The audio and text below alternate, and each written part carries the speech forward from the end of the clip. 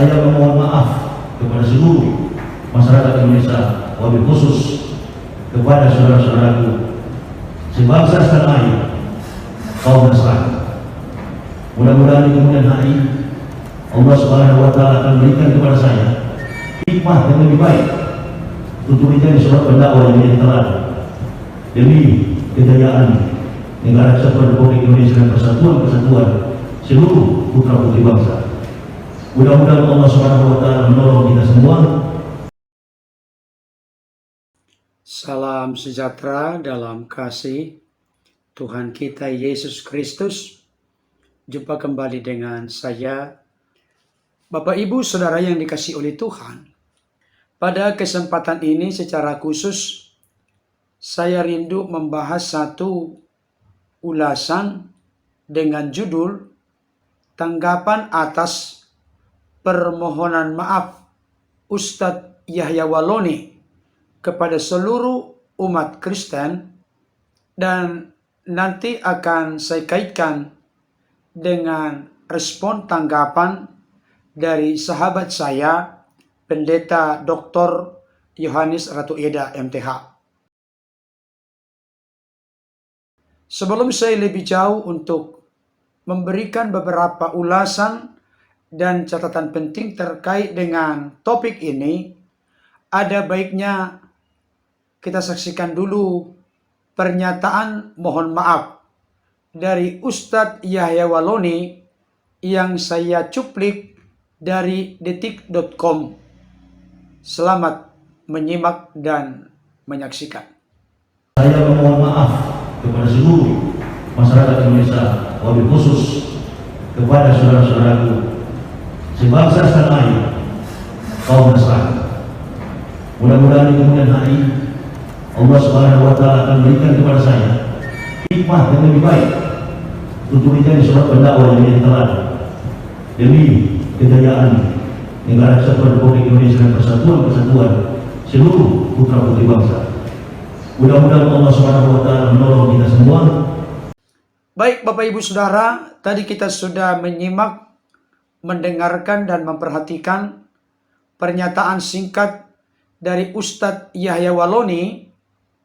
Nah, pada kesempatan ini saya juga rindu menunjukkan respon tanggapan yang sangat baik, arif, serta bijaksana dari seorang sahabat saya, Pendeta Dr. Yohanes Ratu Eda MTH. Mari kita saksikan pernyataan beliau berikut ini. Bapak Ibu Saudara yang dikasihi oleh Tuhan Yesus Kristus, pada kesempatan yang berbahagia pagi hari ini, saya ingin memberikan sebuah topik tentang respon atau tanggapan terhadap permohonan maaf Yahya Walloni kepada umat Nasrani atau kepada umat Kristen. Bapak Ibu Saudara yang dikasihi oleh Tuhan Yesus Kristus, sudah banyak yang memberikan tanggapan atau respon terhadap permohonan maaf yang telah disampaikan oleh Ustadz Yahya Walloni terkait dengan apa yang dilakukannya terhadap umat Kristen atau umat Nasrani dalam ceramah-ceramah atau dakwah-dakwah yang dia sampaikan di berbagai tempat dan berbagai kesempatan. Dan tentu sebagai orang percaya, sebagai gereja Tuhan, sebagai umat Kristen yang merasa dirugikan atau dilecehkan keyakinan dan kepercayaannya kepada kitab suci, juga kepada Tuhan Yesus Kristus, maka tentu kita harus punya sikap yang tepat, sikap yang benar, sesuai dengan ukuran atau standar pengajaran firman Tuhan. Dan pada kesempatan ini saya ingin juga memberikan sebuah respon atau tanggapan terhadap permohonan maaf tersebut. Ada beberapa tanggapan yang bisa kita berikan atau saya sampaikan pada kesempatan ini. Yang pertama, dari aspek hukum, maka kita bisa melihat atau menyoroti dari pernyataan permohonan maaf yang dikemukakan atau diucapkan oleh Ustadz Yahya Waloni, maka di mata hukum dengan permohonan maaf tersebut, maka secara tidak langsung bahwa Ustadz Yahya Waloni mengakui ia telah melakukan satu kesalahan, satu pelanggaran terhadap undang-undang penodaan agama yang berlaku di Indonesia.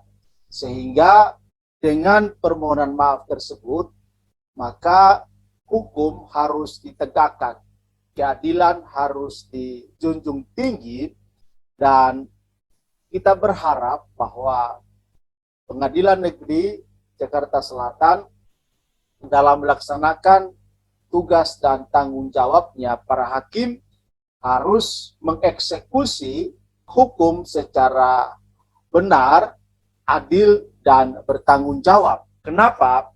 Karena bangsa kita adalah bangsa yang menganut paham bahwa hukum adalah panglima di bangsa ini. Nah, oleh karena itu, semua warga masyarakat Indonesia punya posisi yang sama di mata hukum. Nah, oleh karena itu, kita berharap bahwa dengan permohonan maaf dari Ustadz Yahya Waloni, bukan berarti urusan hukum selesai. Tidak. Kita harus terus mendorong agar penegakan hukum di bangsa ini berlaku sama untuk semua kalangan. Hukum tidak tumpul ke atas, tajam ke bawah. Tetapi hukum harus ditempatkan pada posisi yang sebenarnya sehingga siapapun harus punya status yang sama di mata hukum. Nah, oleh karena itu, maka sebagai warga negara, warga masyarakat, kita perlu mendorong agar pengadilan menjalankan fungsinya dengan sebaik-baiknya. Tentu, apa yang dilakukan oleh Ustadz Yahya Waloni dengan permohonan maafnya ini, maka undang-undang penistaan agama yang menjadi poin penting di sini, maka Ustadz Yahya Waloni layak untuk dihukum sesuai dengan undang-undang atau peraturan hukum yang berlaku di Indonesia. Jadi sekali lagi Bapak Ibu Saudara, kita terus mengawal, terus mendorong, walaupun Ustadz Yahya Waloni telah memohon maaf kepada seluruh masyarakat Indonesia, sebangsa dan setanah air, khususnya dia menyapa saudara-saudara umat Nasrani, ia telah melakukan satu permohonan maaf secara publik, secara langsung, tetapi proses hukum harus terus berlanjut, supaya tidak lagi terjadi hal-hal yang sama di kemudian hari. Ini juga menjadi satu proses pembelajaran bagi setiap pendakwa, setiap pengkhotbah, baik di kalangan Muslim ataupun di kalangan Kristen, supaya tetap menjaga dakwah, ceramah, atau khotbah pengajarannya dalam frame yang tidak menyinggung atau melukai, bahkan menghina atau merendahkan kepercayaan atau agama yang lain, baik kitab sucinya, baik nabinya, baik Allahnya. Kita harus membangun satu spirit yang sama, yaitu untuk membangun satu sikap saling menghargai, saling menghormati antar umat beragama, sehingga kita menjalankan misi agama kita masing-masing, tentu dalam koridor etika moral hukum yang berlaku di bangsa ini. Kita harus terus menjunjung peraturan-peraturan hukum, perundang-undangan yang berlaku di bangsa kita terkait dengan interaksi antar umat beragama di Indonesia. Baik Bapak Ibu Saudara, tadi kita sudah menyaksikan permohonan maaf dari Ustadz Yahya Waloni, seperti yang sudah saya cuplik tadi dari detik.com sebagai berikut. Saya mohon maaf kepada seluruh masyarakat Indonesia wabil khusus kepada saudara-saudaraku sebangsa setanah air, kaum Nasrani. Mudah-mudahan di kemudian hari Allah Subhanahu wa Ta'ala memberikan kepada saya hikmah yang lebih baik untuk menjadi seorang pendakwah yang menjadi teladan demi kejayaan Negara Kesatuan Republik Indonesia dan persatuan kesatuan seluruh putra-putri bangsa. Mudah-mudahan Allah Subhanahu wa Ta'ala menolong kita semua. Bapak Ibu Saudara yang dikasihi Tuhan, saya akan menyoroti pernyataan dari Ustadz Yahya Waloni dengan bunyi seperti ini.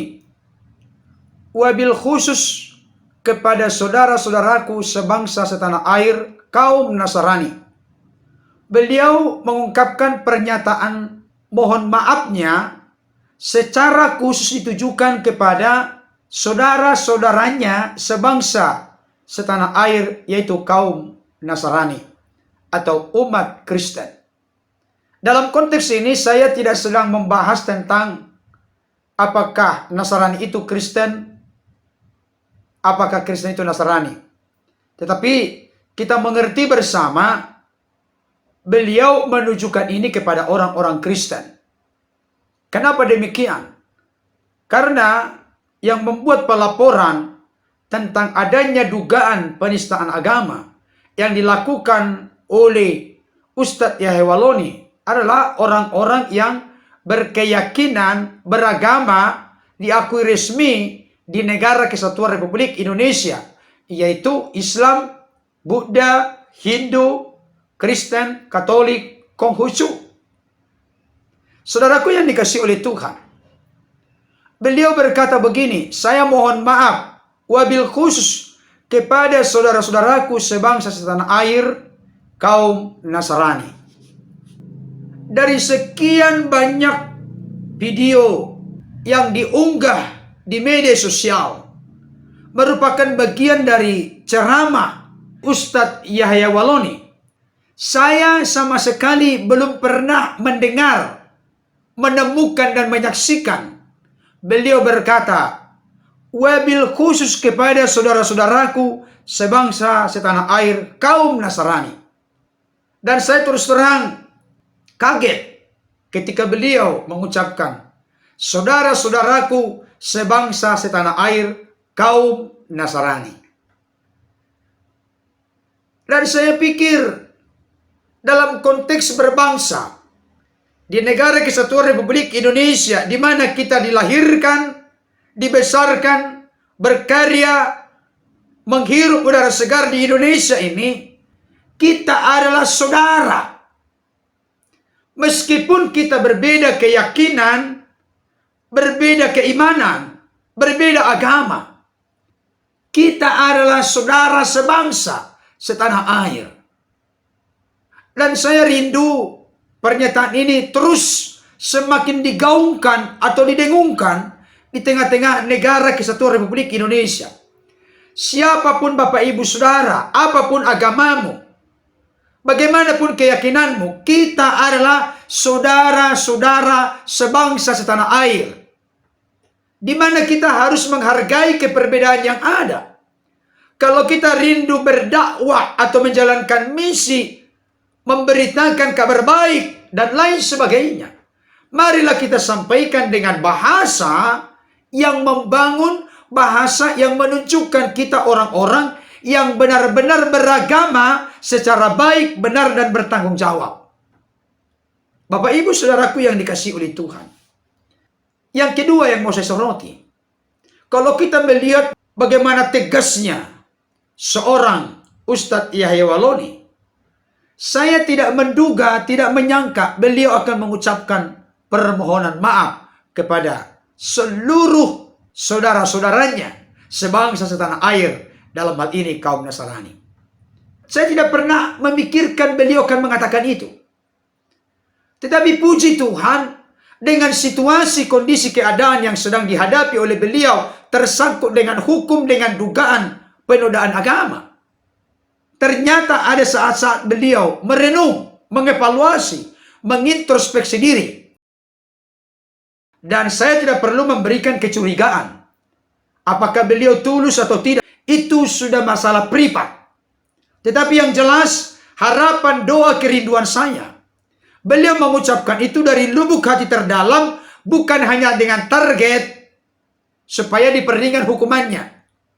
Sekalipun nanti memang ada pertimbangan ke sana. Tetapi yang kita rindukan, biarlah permohonan maaf ini karena menyadari ada hal yang tidak atau kurang tepat yang diucapkan, dikatakan atau diceramahkan selama ini berkaitan dengan kitab suci Kristen, berkaitan dengan Yesus, berkaitan dengan doktrin ajaran-ajaran Kristen. Yang mana beliau salah memahami, bukan seperti apa yang dipahami oleh orang-orang Kristen. Kita berharap dan berdoa supaya beliau mengucapkan itu dengan ketulusan, kemurnian, keikhlasan, dan kesungguhan.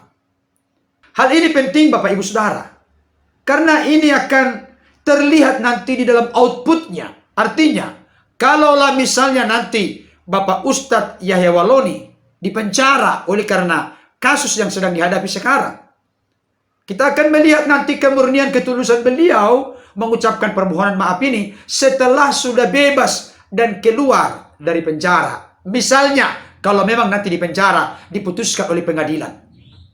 Kalaupun misalnya tidak di penjara, karena juga diputuskan oleh pengadilan, kita akan lihat nanti apakah memang ungkapan permohonan maaf dari beliau kepada saudara-saudaranya sebangsa setanah air, kaum Nasrani atau orang Kristen, itu murni, tulus atau tidak setelah nanti keluar dari penjara. Saya tidak sedang menggiring opini untuk mengatakan mari kita curiga, tidak. Tapi yang jelas pohon itu dikenal baik dari buahnya. Buah itu akan terlihat nanti setelah beliau selesai proses yang sedang tersangkut hukum saat ini. Harapan dan doa kita supaya apa yang beliau ucapkan itu keluar dari lubuk hati yang terdalam. Karena menyadari bahwa selama ini memang ada hal yang salah, yang perlu diperbaiki supaya ke depan, seperti perkataan beliau, mudah-mudahan di kemudian hari Allah Subhanahu wa Ta'ala memberikan kepada saya hikmah yang lebih baik untuk menjadi seorang pendakwah yang menjadi teladan demi kejayaan NKRI dan persatuan kesatuan seluruh putra-putri bangsa. Kita doakan supaya apa yang menjadi kerinduan dari Ustadz Yahya Walloni ini benar-benar terrealisasi, terlaksana nanti setelah beliau selesai dengan proses hukum ini. Apakah nanti diputuskan pengadilan bebas atau diputuskan pengadilan nanti di penjara, itu bukan urusan kita. Kita berdoa supaya ke depan ceramah yang disampaikan adalah ceramah yang membawa kesejukan, kedamaian dalam konteks bingkai negara kesatuan Republik Indonesia yang berbineka tunggal ika, berbeda-beda tetapi tetap satu. Saudaraku dikasihi Tuhan, saya sangat setuju dan sependapat dengan beberapa pernyataan yang disampaikan oleh sahabat saya, Pendeta Dr. Yohanes Ratu Eda, dari segi aspek hukum. Saya sangat sependapat. Bagaimana kita menempatkan dan betul-betul mensupport, mendukung bahwa hukum adalah panglima di tengah-tengah bangsa kita ini. Tidak boleh siapapun, dimanapun, kapanpun, dengan alasan apapun kita melanggar hukum, kita harus patuh kepada hukum. Siapapun kita. Seperti yang dikatakan oleh sahabat saya. Dan itu merupakan pernyataan umum yang dikutip oleh beliau. Jangan sampai hukum itu tumpul ke atas, tajam ke bawah. Siapapun, mau pejabat, mau pemuka agama, mau masyarakat biasa, siapapun, sama kedudukannya di dalam hukum. Dalam konteks bingkai negara kesatuan Republik Indonesia. Hukum harus ditegakkan supaya seluruh warga negara Indonesia jangan sampai berbuat apa yang dipandang baik. Supaya hidup kita ini disiplin, teratur, terarah. Hukum itu perlu demi membuat kita tertib dalam hidup ini. Itu sebabnya kita mendorong dan mendoakan supaya Tuhan terus menganugerahkan hati yang arif, penuh dengan kebijaksanaan kepada para pemimpin kita, kepada para penegak hukum kita, sehingga mereka boleh segera mengeksekusi oknum-oknum orang-orang tertentu yang merasa dia kebal hukum. Dia harus ditindak dengan tegas sehingga negara kita ini boleh berjalan dengan damai, tenang, tertib, dan aman. Yang kedua, sahabat saya Pendeta Dr. Yohanes Ratu Eda, MTH, memberikan ulasan. Dengan beliau meminta maaf kepada seluruh kaum Nasrani atau orang Kristen yang ada di negara Kesatuan Republik Indonesia. Berarti hal itu menunjukkan beliau sudah mengakui sekaligus menyadari kekurangan, kesalahan, dan kekeliruannya. Maka tidak ada alasan bagi hukum kita untuk misalnya menghentikan proses hukum ini. Karena beliau sudah mengakui kekurangan kesalahannya lewat mohon maaf. Mari kita kawal, kita doakan para penegak hukum kita. Tidak perlu kita tekan, intervensi, tidak perlu demikian. Biarlah berjalan sebagaimana seharusnya menurut koridor hukum yang berlaku di Indonesia. Mereka lebih tahu, lebih ahli, karena memang itu bidang mereka. Bapak Ibu Saudaraku yang dikasihi oleh Tuhan, saya sependapat dengan apa yang dikatakan oleh sahabat saya Pendeta Dr. Yohanes Ratu Eda. Biarlah seluruh rangkaian peristiwa ini, apakah dengan sudah ditetapkan sebagai tersangka Bapak Ustadz Yahya Waloni dan juga seperti Bapak Muhammad KC, ini merupakan satu pembelajaran yang penting dan berharga bagi kita. Alkitab memberikan penegasan, pikir dulu baik-baik sebelum kita bertindak, berkata-kata, atau berbuat. Jangan sampai kita ngerocos, seolah-olah tidak ada rem, tidak ada penguasaan diri, yang penting menyukakan, menyenangkan diri kita, padahal apa yang kita ucapkan telah masuk ke dalam ranah hukum yang dilanggar di Indonesia. Mari kita berpikir matang-matang. Mari kita berpikir sungguh-sungguh. Sehingga lontaran kata-kata yang kita buat tidak asal bunyi. Jangan sampai kesannya kelihatan supaya bombastis, hebat, berani. Tetapi apa yang kita sampaikan tidak memiliki bobot yang dapat dipertanggungjawabkan. Itu sebabnya firman Tuhan memberikan penegasan. Apa yang ditabur orang itu juga yang akan dituainya. Mari kita menabur kebaikan, maka kita akan menuai kebaikan. Di samping itu, kita perlu memiliki satu konsep berpikir. Kalau misalnya saya melakukan sesuatu dengan kata-kata saya kepada oknum atau orang agama tertentu, dan saya tahu itu menyakiti saudara saya dengan beda keyakinan, maka sesungguhnya ada sesuatu yang tidak beres dalam diri saya. Karena dalam konteks kekristenan, apapun yang kau kehendaki supaya orang perbuat kepadamu, perbuatlah demikian kepada mereka. Itulah isi seluruh hukum Taurat dan kitab para nabi. Artinya, kalau misalnya saya rindu dikasihi oleh orang lain, siapapun itu termasuk orang yang berbeda keyakinan dengan saya, maka saya harus memulai dari diri saya mengasihi orang lain. Kalau saya rindu dihargai oleh orang lain, maka saya akan mulai dari diri saya berinisiatif proaktif untuk menghargai orang lain. Jadi mari kita ke depan sebagai sesama anak bangsa untuk kita boleh menjaga toleransi, kebersamaan di tengah-tengah perbedaan. Biar bagaimanapun kita tidak mungkin jadi sama. Tapi bukan berarti kita tidak bisa bersama-sama. Kita bisa berkontribusi positif dari diri kita masing-masing, dari agama yang berbeda-beda ini, berkolaborasi seperti saudara, kakak adik, teman, sahabat, maka bangsa negara kita ini akan semakin maju semakin berkembang, adil, makmur, dan sejahtera. Karena rakyatnya kompak, sepakat sehati, bersatu, rukun, damai satu dengan yang lain. Saudaraku yang dikasihi oleh Tuhan dimanapun berada. Biar kiranya melalui apa yang sedang dihadapi oleh Ustadz Yahya Walloni, ini menjadi bentuk introspeksi, evaluasi, pembelajaran berharga bagi kita semua. Supaya kita benar-benar memiliki perhitungan, pertimbangan yang matang sebelum kita melontar kata-kata kita. Di dalam kitab Yakobus dikatakan dengan sangat jelas, hendaklah kita cepat untuk mendengar, lambat untuk berkata-kata, dan lambat untuk marah. Jangan sampai kita ini lambat mendengar, cepat untuk berkata-kata, dan cepat untuk marah.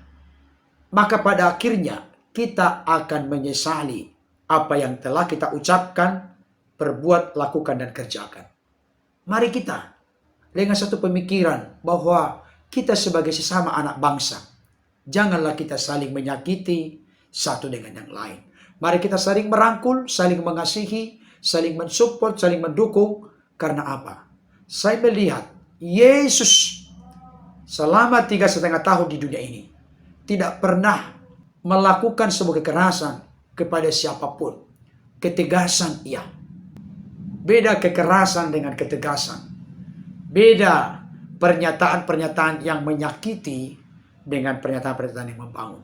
Biarlah kita sebagai sesama anak bangsa, dalam keperbedaan, dalam kemajemukan yang ada, kita saling menghargai, saling menghormati, saling mengasihi, saling berkontribusi positif demi kebaikan kita bersama sebagai sesama anak bangsa.